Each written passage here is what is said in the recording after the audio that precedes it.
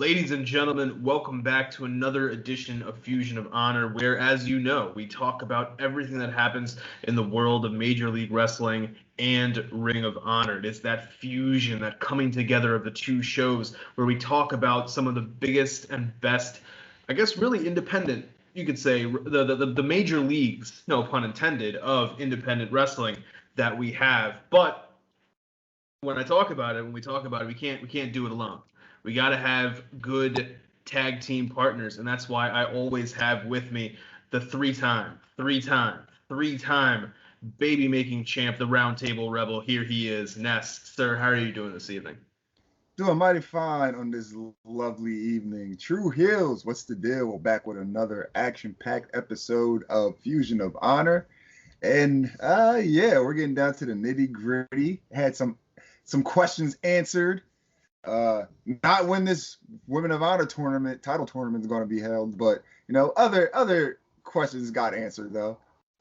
Yes, it did. It really did. And guys, we ask you if you are going to answer some of our questions, of some of our prayers. It would be that you hit that like button, comment, share, and subscribe if you haven't already. So let's talk about this. Let's talk. We'll start with round 6 of the MLW draft that has been going on for a month and a half, basically.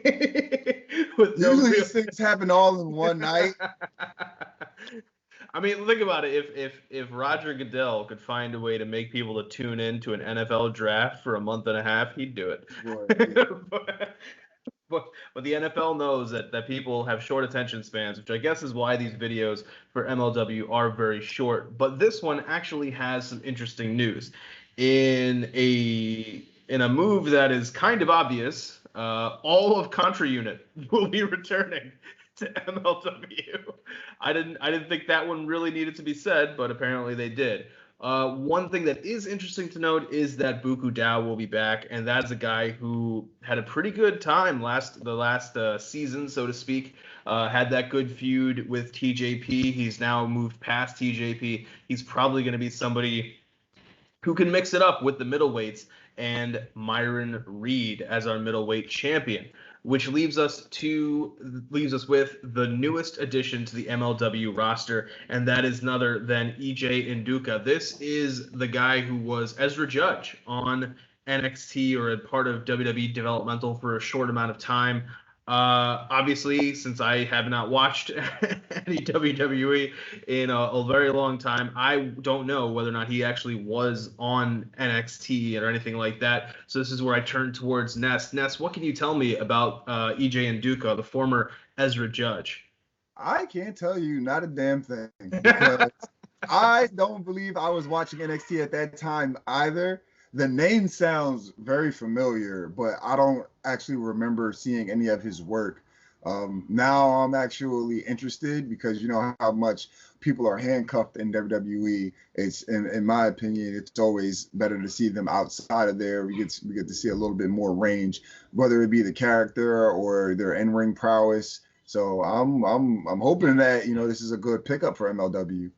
Yeah, I think that it is somebody that, we talked about last week. They got to build out this roster, and we've seen a lot of luchadors, and this is now back in the other direction. And it's good because from everything I know about this guy, he will fit into a heavyweight division pretty well. And that's somebody that's a division that they need to flesh out, because Jacob Fatu has pretty much destroyed everybody. Ran through everybody. Yeah. That he has been up against. So he kind of needs some fresh opponents, and that's kind of what EJ Nduka will be able to provide. But speaking of fresh opponents, we got to talk about ROH this week, because we now have the field. The field has been narrowed for survival of the fittest, which we also know will now be taking place next week.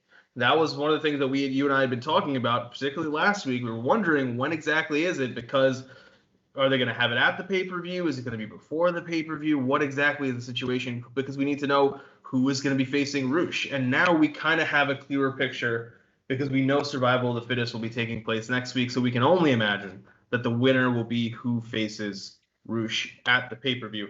But let's talk about who advanced.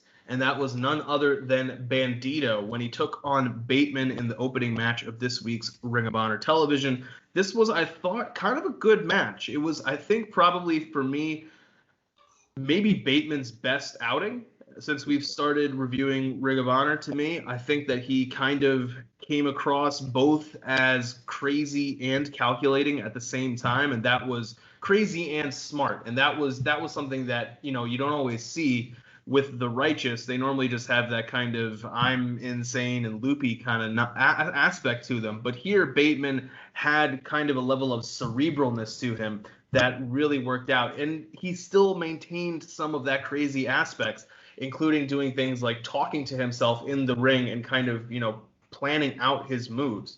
Well, on the one hand, you're kind of telegraphing to your opponent what you're going to do.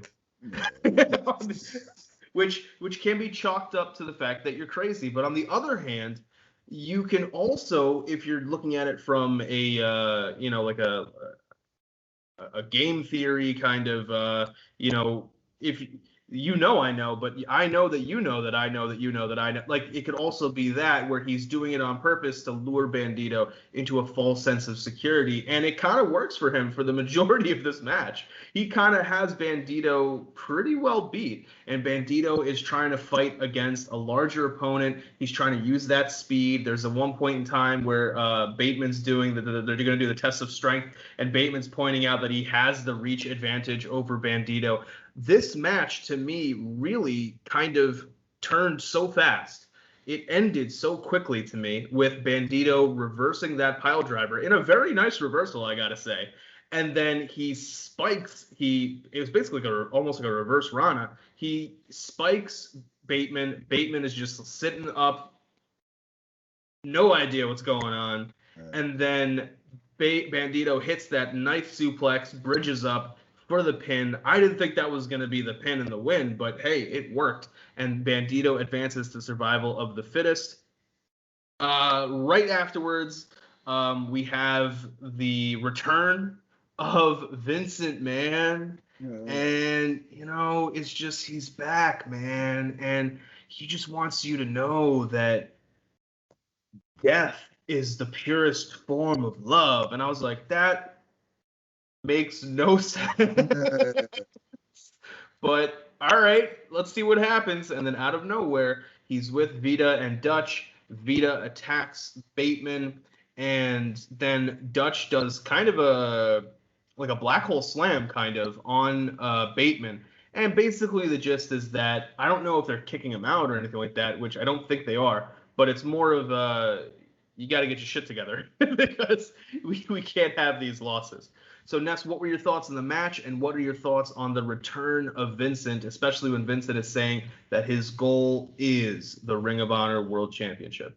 Well, I'm going to start on that right off the bat.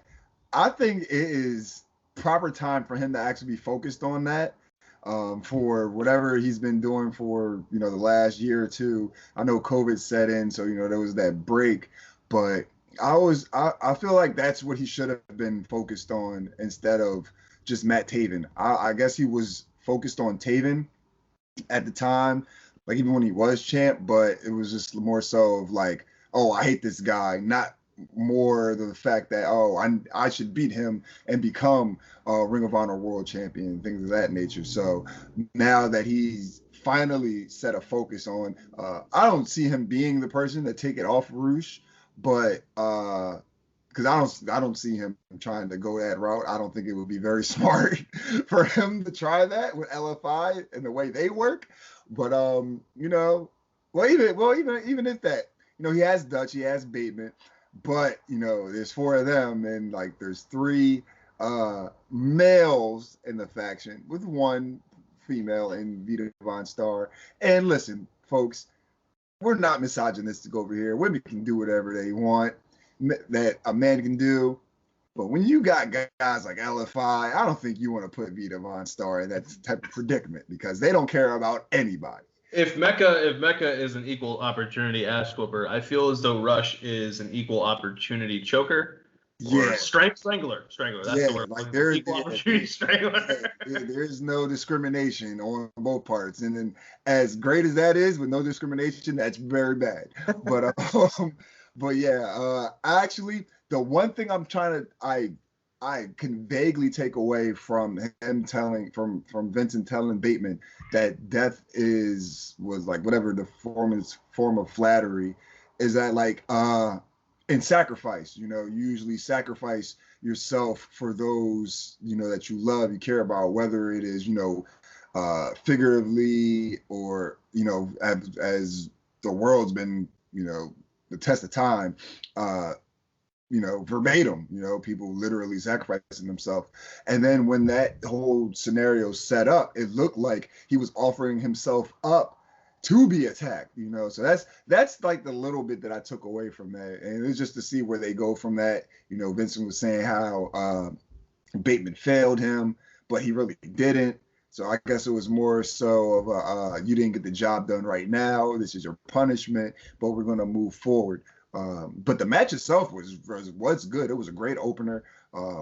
It was this calculated and methodicalness of Bateman going up against Bandito, because we know him as the luchador. He's fast, he's cunning, he can hit you from any which way, from the sky, from the ground, he can wrestle with you. But it was just seemed like Bateman was just much stronger, had much more of a game plan set out, whether if it was him talking to himself, pantomiming his movements that he was planning on doing to Bandito. For the majority of the match, he had the upper hand. But then I think it came down to the fact that Bandito ended up being able to match strength with him. He hit him with a gorilla press, and like Bandito's as small as he seems to be, like guys like 5'8", I believe, 5'7", somewhere around there, between like 5'6", 5'8". He's very strong. So I think Bateman had a great showing in the match, and it just made sense for Bandito to win, in my opinion. He's a lot bit more popular. So I think they want to get as many high-profile talent that haven't had a chance at the ROH World Title. So he's definitely up there. But hey, me, I love my luchadors, so I was happy with the result.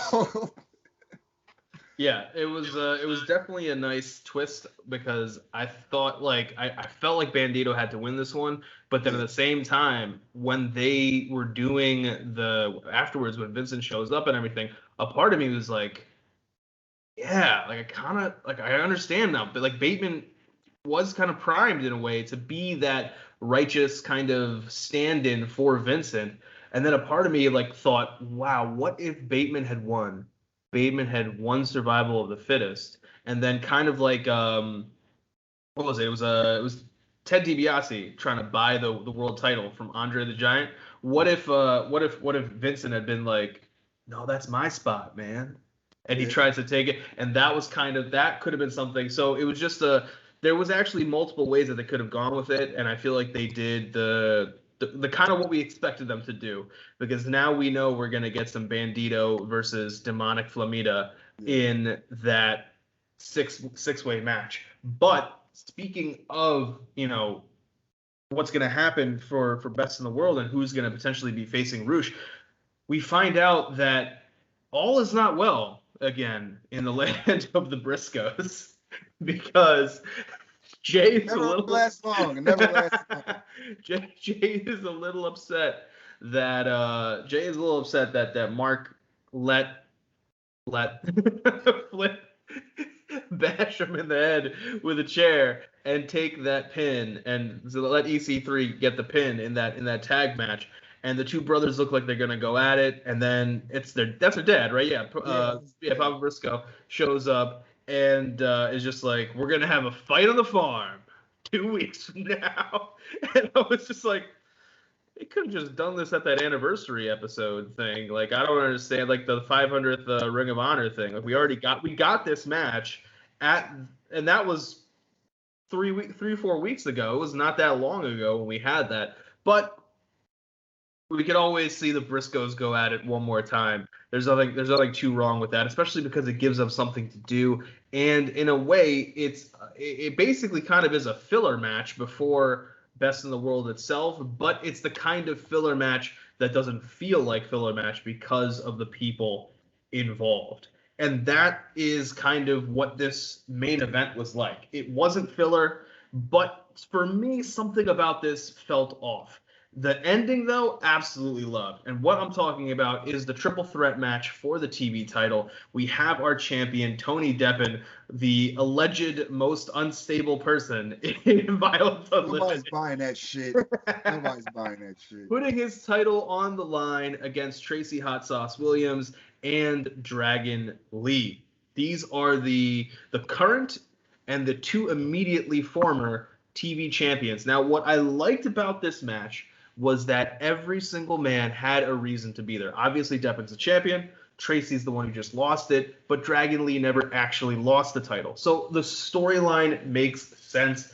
We have representatives from each of the three major factions of Ring of Honor, and these are three guys who can work very well. And in the same way that I felt as though this was Bateman's best match since you and I started reviewing Ring of Honor, I kind of feel like this is maybe Deppen's best match since we started reviewing Ring of Honor. He has had some pretty good ones. I'm thinking of the match against Dragon Lee before, when Dragon Lee still held the TV title, but this one was very, very good.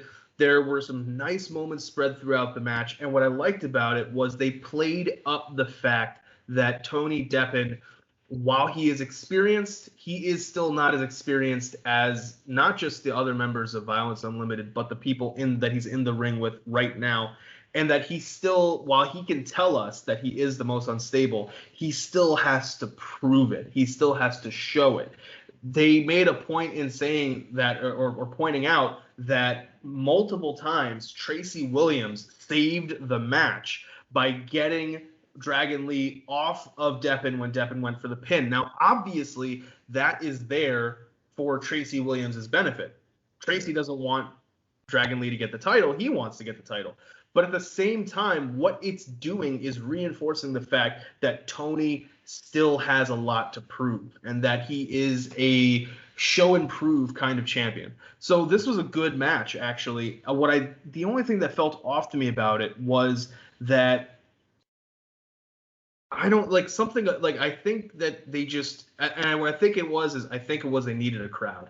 This was a match to me that needed that Ring of Honor crowd, and it's another reason why I'm looking forward to Best in the World when that pay-per-view comes around and they do have people again. But something about it just felt off because we needed that kind of momentum. I think if the crowd had been there to give the momentum to Tony Deppen when he was doing different comebacks, it would have felt better. It would have felt like it made more sense. But this match ends with a ref bump to Todd Sinclair. Then we get a low blow from Dragon Lee to Hot Sauce. Now, what's weird about this is it was kind of overbooked because in a triple threat match, the low blow would have been fine no matter what. Exactly. I mean, I guess maybe Todd, but then again, to be fair, Todd Sinclair has historically been very wishy-washy about what he'll disqualify. Very wishy-washy. So maybe, despite it being a triple threat, he would still find a way to throw the match out.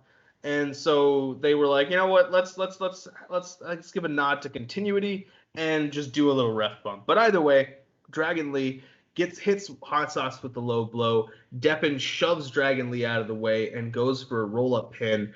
And as Todd Sinclair is making the count, Dragon Lee gets up and kind of steps towards him, but then stops at the very last second and allows Tony Deppen to pin Tracy Williams. Now, it doesn't make sense until it makes sense. And it's really smart considering everything that happened in the match. We have Violence Unlimited comes out, we have the Foundation comes out, and on the top of the ramp, we have LFI, and Kenny King has a really good promo where he says the goal was to win, but if you couldn't win, you just didn't want to lose. And what he meant by that was not be pinned. And now Dragon Lee, by virtue of not being pinned, according to Kenny King, is the #1 contender and should therefore get a match against Tony Deppen, a singles match for the TV title at Best in the World. And as he puts it, if you're not man enough, we're demanding it. And if you're not man enough to give it to us, we'll go to your house and we'll just take it. We'll take it, and we'll do it in front of your wife. We'll do it in front of your kids. We don't care. And the beauty of it is that it just reinforces everything that Hot Sauce did during the match to save the match by inadvertently stopping Dragon Lee from pinning Deppen. Now it bites him in the ass. If he had actually just let Deppen get pinned, it could have been Deppen. I'm sorry, not Deppen. It could have been Lee versus Williams at Best in the World. But now it's going to be more than likely Deppen versus Dragon Lee. So as Kenny King rightly points out, it's not about finding honor in the ring. It's not about being how violent you can be. It's about being smart. And that's what LFI is. So Ness, what were your thoughts on this main event, and what do you think about how it all ended in that Kenny King promo and the possibility of Deppen versus Lee, but now with the roles reversed? We have the championships on the other man, and it's the other one is chasing. Well, the match itself was definitely a great main event. A lot of hard-hitting action. Everybody in the match, they all stepped up. They showed, why they were in the matches. Everybody got to shine. I like the interaction between everyone in the match, especially the fact that everybody had to go out. Like they're all in the main factions of Ring of Honor at the moment, and they all pretty much hate each other. But between Tony Deppen and Tracy Williams, like they were just out there to fight. Dragon Lee, as he should be, and from LFI affiliate, was picking his spots, just like the natural heel thing to do, which throughout the whole match made sense. And then, he got a little cocky and he's like, I'm better than both of you guys. And then everybody's brawling at the same time. It's like, it was great, especially when Tracy and Tony Deppen were like having a chop off.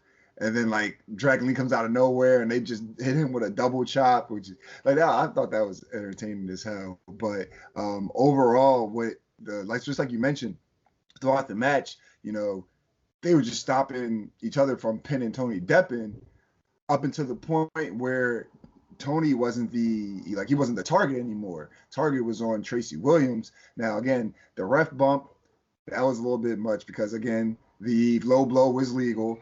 Also, I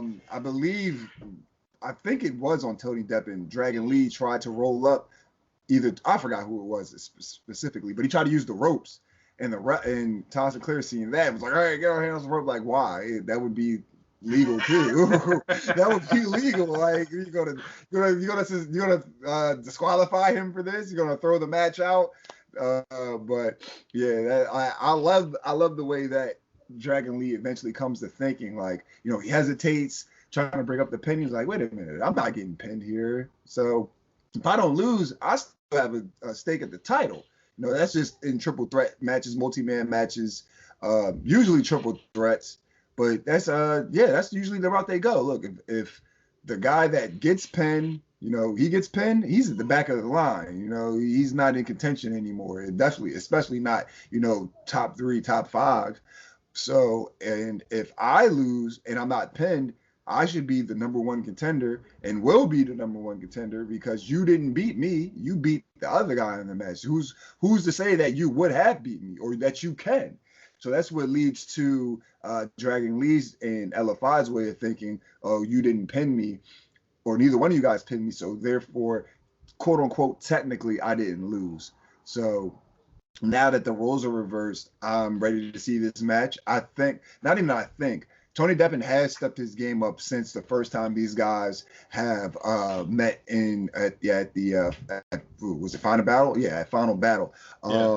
So again, he's still working on how unstable he is because I don't buy that shit, not a second. But I'm definitely expecting the match to be a couple steps up from their first meeting. Again, because Tony Deppen definitely has been under the tutelage of the rest of Violent Unlimited. just being in the ring with other guys such as Dragon Lee and Tony Deppen, and even just working with other guys like LFI, the rest of LFI, the rest of the foundation. Like, that's iron sharpening iron. So he's definitely getting better. So now I believe that this match is going to be better than the first encounter. Who's going to win out of this? I don't know. Honestly, I'll give it to Tony Deppen. Don't know why, but I think they're a little bit hot potatoing the title, the TV title. That's pretty much what it's for, I guess. That's the it'd be a statement win for him. Yeah, it would, and I think he needs it. That's the reason why I'm pretty much lobbying for him, because he needs it. Like, again, he is, like, when you think of Violence Unlimited, it's Brody King, Homicide, Chris Dickinson, or however you want to mix around those three guys. But it's those three guys, then it's Tony Deppen. So I believe that he needs to solidify himself, not only within his own stable, but within Ring of Honor altogether. So I'm hoping that he can pull out the win going forward. Maybe now people will be taking him seriously. We're saying that, he's unstable, he's dangerous, all that nonsense. But I'm just ready to see the match. And I gotta give props to Kenny King, because the way that he explained everything and that whole promo, like, just the energy, animosity behind it. Like, look, if you don't give us the match, we'll come to your house where your wife and kids at and just take the title. And, like, regardless of, you guys, we're not gonna do things on your time. We're gonna do it on my time. But if you try to make threats at me and my family, then that will gradually turn into, we can do this whenever, just like that. So that's how you show that Deppen's unstable. Exactly. So, he doesn't, you can't talk to me crazy. I'm the champ, for one. Two, you're not going to talk to me crazy in front of my friends, the rest of my stable. And three, you're not going to make threats to me and my family, So he has every bit of angling to make him say, you know what, you're on. We're going to do this. Now we're going to get them. Well, more than likely, we'll get the match at damn, I forgot the show. Now we're going to get that match at Best in the World.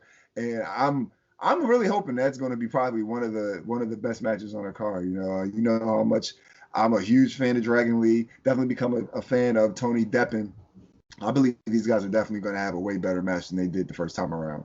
Yeah, and I'm looking forward to that one. And one of the things that this now does is it frees up Tracy Williams to do something with those tag titles. Well, yeah. I mean, it kind of does. Now, we know that Tracy Williams is on the shelf right now because of that kind of vicious car accident that he got into. Well, it wasn't really a car accident. Some guy just freaking hit him when he was in the crosswalk. Like, who does that?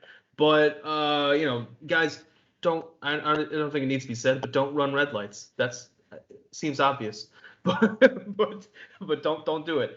But someone hit him and he is recovering. But he said that, when they made the announcement that there will be fans in attendance, he did say on Twitter that this is a big motivation for him to make sure that he is fully rehabbed by the time that Best in the World comes around. But just in case, they said, hey, we got to have something for Rhett Titus to do at the pay-per-view. And that's where this week's Ring of Honor Week by Week comes into play. And we find out that Rhett Titus is going to be in the Survival of the Fittest match when he defeats Danhausen. Now, I was kind of hoping that Danhausen was going to win this because I want to see that Danhausen Mecha stare down yet again. I mean, but then again, Mecha can do a stare down with anybody. Everybody, self in the mirror. So this was a pretty good match. Did you get a chance to catch this one? What did you think about this one? I like this one. Good match. There was points where I'm like, damn, Danhausen is really gonna pull this out. But it was just like, man, Rhett Titus is. And I've never seen myself saying this, but I'm just like, wow, Rhett Titus is in a whole nother state. Being affiliated with the foundation. I think he's taking his, not that he wasn't taking it seriously before, but this new character and gimmick with the foundation, he's definitely took a whole new spin on Rhett Titus as an individual, and he's just a lot more serious. And he was like, look, I like you, Danhausen. Yeah, I think you're funny, you're entertaining, but like you're not going to take this opportunity away from me. And with Tracy Williams potentially being out, I think this was a good move because we got Jay Lethal versus Brody King. We got who's Jonathan Gresham facing? Oh, we'll get to that. I'm still there. Well, he has to defend the title, the pure title. So both of those guys are going to be active. Let's just not put these guys in the same position that we did with LFI. Like, oh yeah, we're gonna force, even though they're all about pure rules, so it wouldn't. I wouldn't doubt that they could win a pure rules tag match, but I just don't want to see like another situation where it's like, oh, somebody has to fill in and things of that nature. Not that I don't see them pulling out or retaining, because there's a high possibility that they could. I just don't want to see them keep reusing the same like idea and the same theories all over and over again. So, but just within the six-way for the survival of the fittest winning, I think Red Titus goes in a little bit of momentum behind him, so he might come out. He might be able to do it. You never know. Absolutely, Red Titus are not only, if you're talking about momentum, not only is Red Titus the only guy who has a championship walking into the match, but as was pointed out by commentary, he's the only person who's ever made it to the finals of the survival of the fittest in the past. So he has the most experience out of anybody involved. And let's talk about that field. We have Red Titus, Flamita, Bandito, Chris Dickinson, Mecca, and Eli Isom. I don't know. I don't know how this is interesting, because there's a lot of different options for them to go with, especially when they're going to talk about who is a big enough person or a big enough name to headline with Roosh if they are going to be facing him at Best in the World. I got to put my money on Dickinson. I think that Dickinson is I think that Flamita and Bandito cause some kind of way to eliminate each other. I think that Mecca, as much as we love him, I don't think he's the guy to get that win. I think that I don't feel as much as I like Red Titus and he's got that momentum, I don't know if he's name brand enough to put him, which leaves us with Eli Isom and Chris Dickinson. And a part of me thinks, wow, that would be an incredible story if in front of fans for the first time back, Best in the World, it's Roosh defending against Eli Isom. That would be, like, for Eli Isom's career, that's incredible. But a part of me is just like, this seems built for Dickinson, because it will continue Violence Unlimited versus LFI. And if we think about it, we're going to have Violence Unlimited with LFI with our TV title. We're going to have Foundation versus Violence Unlimited with Brody King and Jay Lethal. So now what can Dickinson do at the pay-per-view? It can have LFI versus Violence Unlimited again, and we can keep these plates spinning. So that's something that we're going to be able to see. That match, if I remember what they said right, is next week. So I'm looking forward to that and seeing who is going to be the person who survives. But if we're talking about who survives, we cannot put Ali Rex in that list of people who survived. I almost didn't make this surviving either, but we'll get to that. I'm sure you know what I'm talking about. Oh, I know what you're talking about.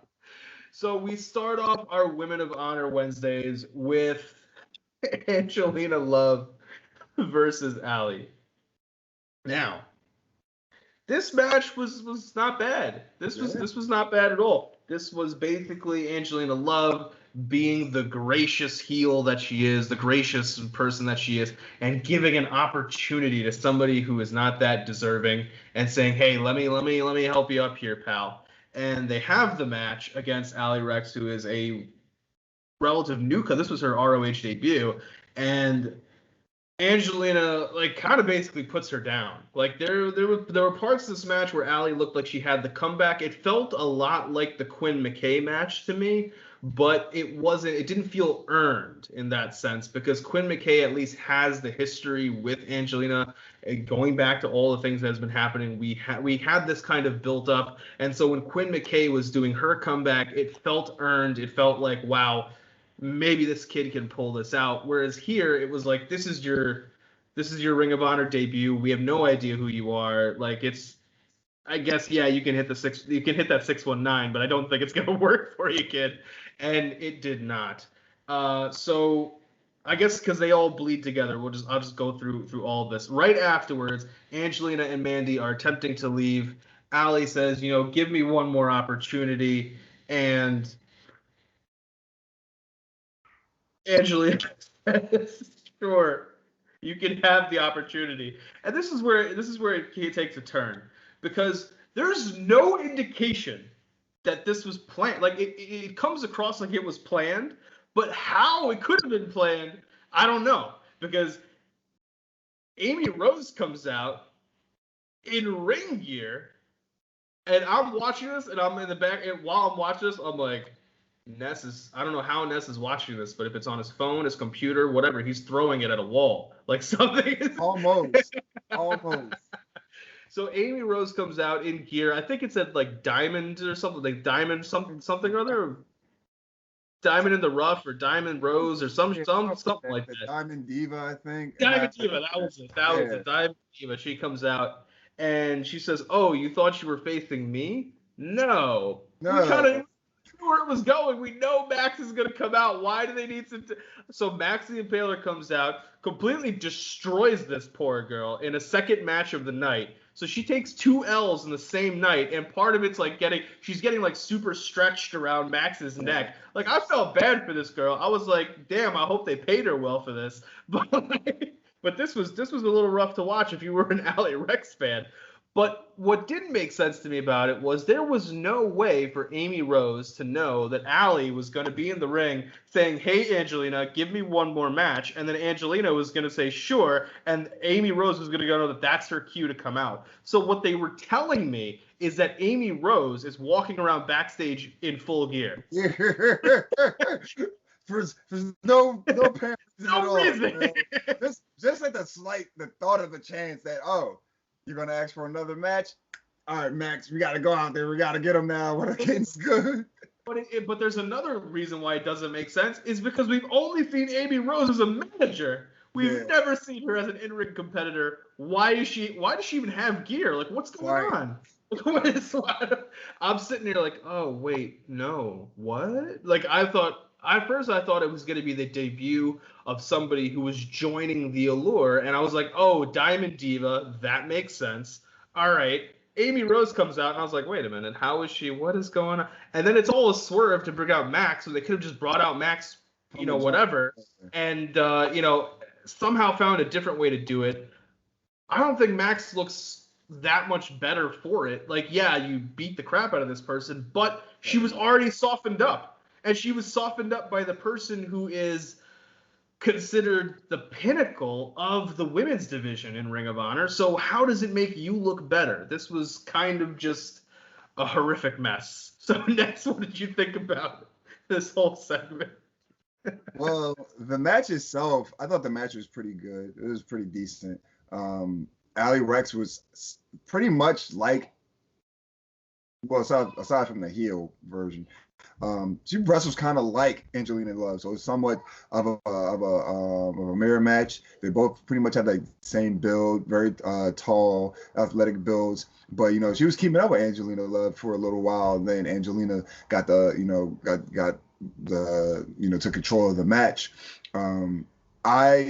If they would have went a different way with it, I think that Allie could have been maybe on the team, maybe she could have been a part of the Allure, like an understudy or like a protege of Angelina Love, because she just kept saying how much she watched her growing up, like she just studied her and was just like pretty much like a starstruck fan meeting her favorite celebrity, just for that whole saying of never meet your idols to come back around, because Angelina Love she didn't give a shit whatsoever. Pretty much just said, all right, whatever. You said you watched me when you were in high school. I guess she took that as an offense, saying that she was old. Because that's the type of energy she was bringing off of that statement. But then she was like, you know what? I'm gracious. I'll give you another opportunity. And this is where we go downhill. Amy Rose comes out again. We didn't know this was going to happen. Who knew that Ali was going to say, give me another shot, give me another chance. You know, I want to prove myself to you. And who, because what I was thinking was going to happen the whole time was Angelina Love being Angelina Love saying, you know what, blah, blah, blah, building it up to make it seem like she would say yeah, but ultimately saying no.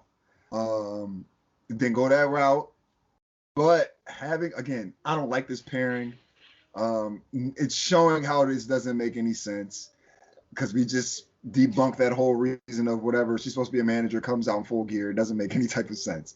On top of the fact, you have Max, who, again, was like the monster of the women's division at this point, coming out to already beat up an already beaten Ali Rex when the Max that me and you were introduced to could have annihilated everybody from the ramp. Manny Leon, Angelina Love, then went down and got Ali. Probably could have came out during the match and destroyed everybody. That's the Max the Impaler that, you know, I'm expecting to see. Her being paired with, or them being paired with Amy Rose is not doing it for me. I'm going to keep saying it till you guys do something about it. It doesn't really make sense. It's pretty much ever since that has happened, I have to complain about it every week because there's something new that annoys me with this pairing. And it's not just like me being, you know, nitpicky. It's really hurting the character, in my opinion, because, again, you can't control Max the Impaler. That's not someone that you can, quote unquote, manage. And out of all fucking people, it's Amy Rose. Again, she's going to talk about her resume.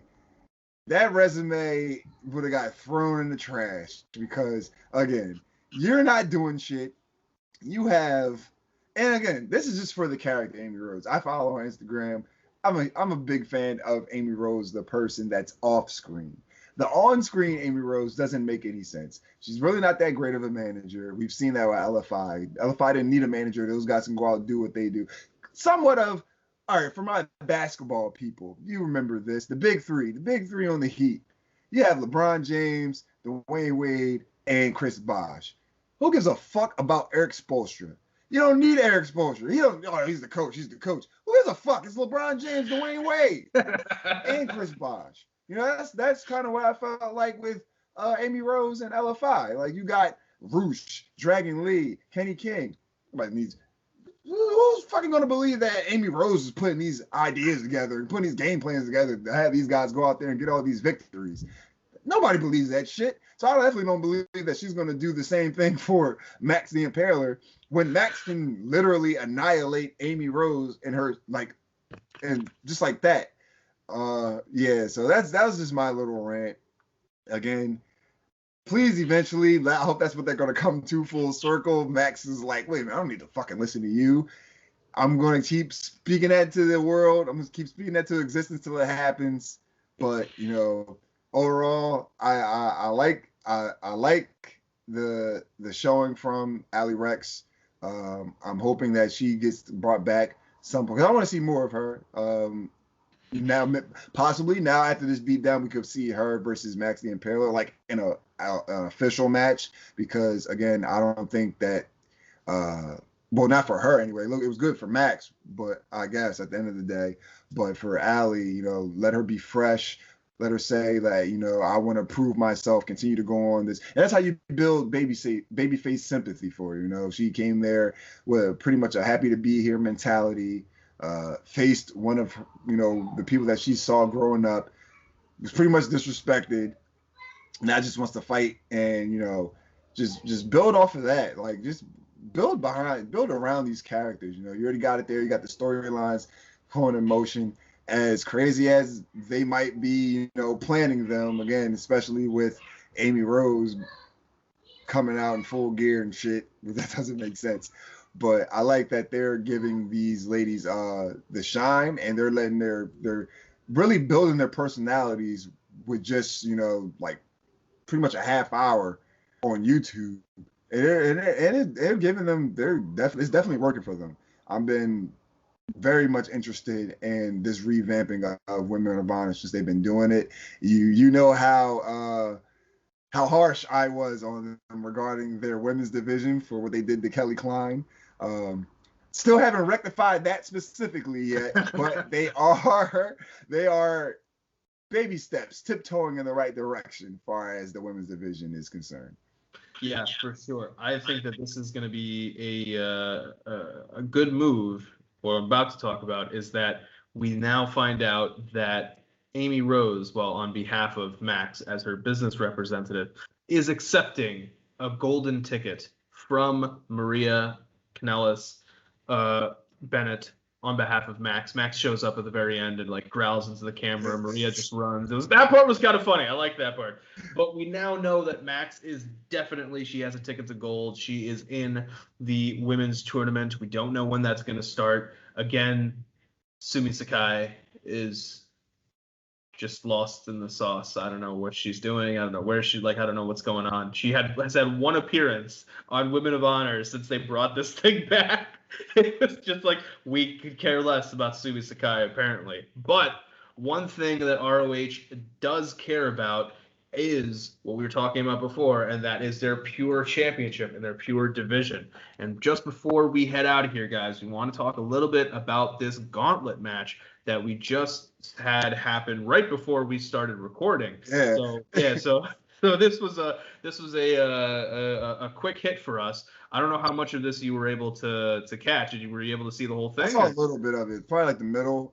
When I tuned in, it was Mike Bennett and Joe Keys in the ring, gotcha. That's pretty much all I saw. Gotcha. So this was a gauntlet match. It started out with Will Ferrara and Adrian Soriano came out. Adrian Soriano, if you guys don't remember, is one of the three that attempted to take those six-man titles from Shane Taylor Promotions. Then Ryan Mooney is our next competitor, and then world famous CB showed up. Mike Bennett comes in as a nice little twist for the Pure division. I think he had said he was interested in being in the Pure division, so this is a nice way for him to get involved.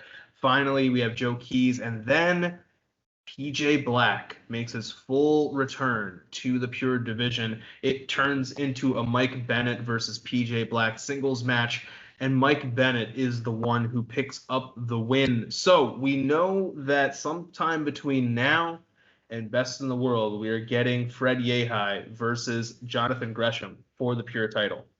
But with Bennett winning this gauntlet match, could we potentially get the winner of that title match versus Mike Bennett at Best in the World?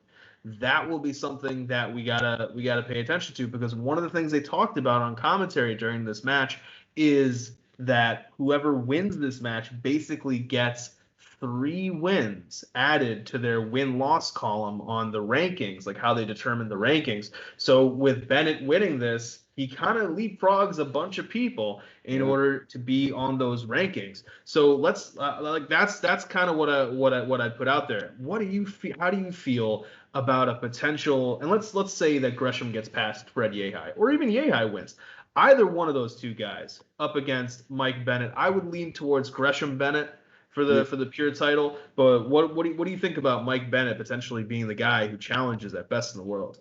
I think it's a smart move because they need more, I want to say more veteran guys in the Pure division. It's great for the up and comers, but I think that if you put more like world renowned guys from Ring of Honor, like again Mike Bennett, being one of the a former IWGP heavyweight tag team champion, one of the staples in Ring of Honor the tag team champion, with the Kingdom, things of that nature. I think that's going to be good for the division itself. It builds, not that the title needs prestige, but it adds to it, especially now that they brought it back. Starting off with Jonathan Gresham, regardless of if he wins or loses, he's definitely brought that title back to the status that it was before it was retired. And I think now, again, I love that they have the newer talent like Eli Isom, Josh Woods, and Dak Draper vying for the pure title, and then even putting it on a guy like Jonathan Gresham because they know that these guys can carry that legacy, but it also adds again that certain level of importance to it when you have a guy like I'll say like even like a former champion, pure title champion in Jay Lethal to get a title shot. Again, somebody like Mike Bennett, these guys that are synonymous with Ring of Honor do it. That would be a great opportunity, and it keeps him active.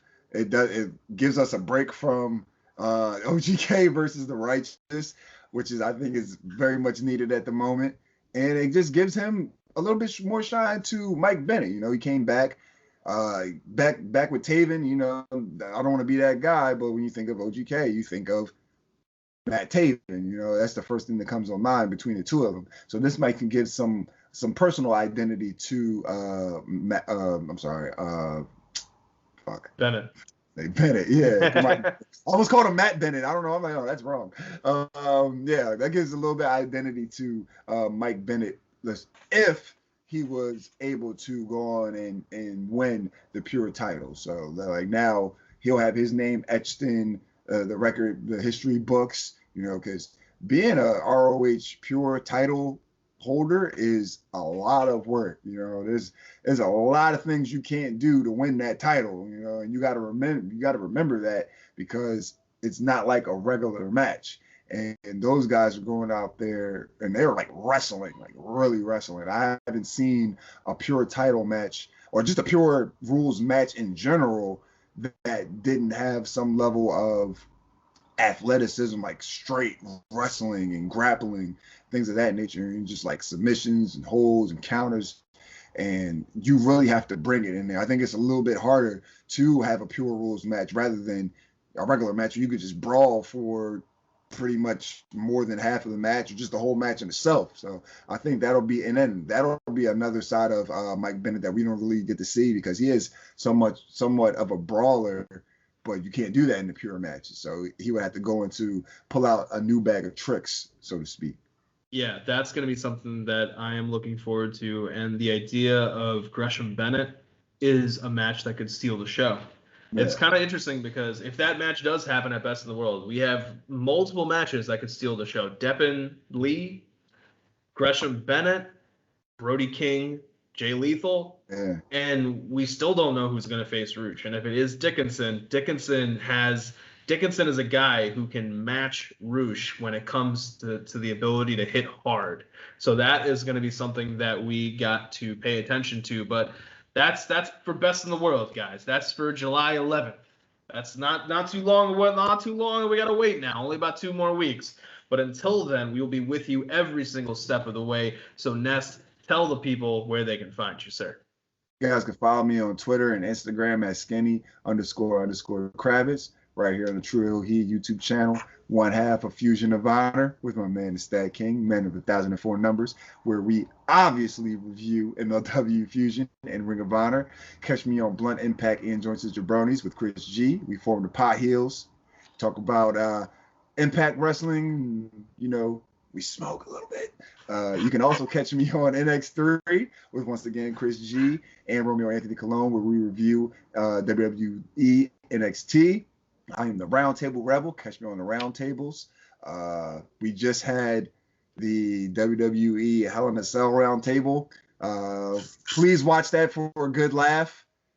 Yeah, watch that for a good laugh because that show is exactly what you think it was. But just trying to plug some of the roundtables. Yeah, if you're like me, our WWE content on the True Heels channel is how you stay up with everything that's happening in WWE because I don't watch. So definitely, guys, check out that roundtable. It was outside of NXT. Yeah, I'll say this: the stuff that I read about SmackDown. The only reason I don't watch SmackDown is I get in later on Fridays, and then I don't feel like catching the end of it and having to rewatch the whole show. So I just fuck it. I don't watch the show at all. And then I will sometimes.